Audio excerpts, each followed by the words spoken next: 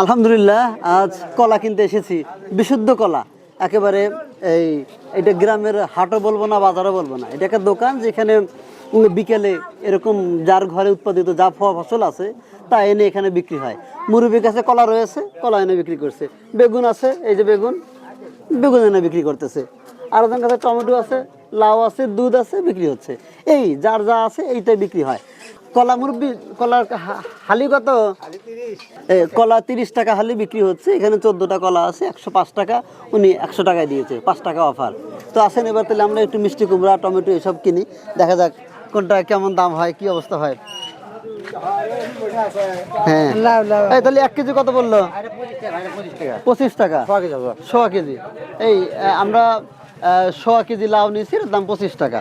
আর দুধ আর এগুলো নেবো না এখন, এগুলোর দাম আমরা পরে জানাবো। দুধ কেজি কত আজকে? দুধের কেজি 70 টাকা, এটা অনেক বেশি। এর আগে 70 ছিল না দীর্ঘদিন। আর টমেটো কেজি কত? 10 টাকা কেজি টমেটো।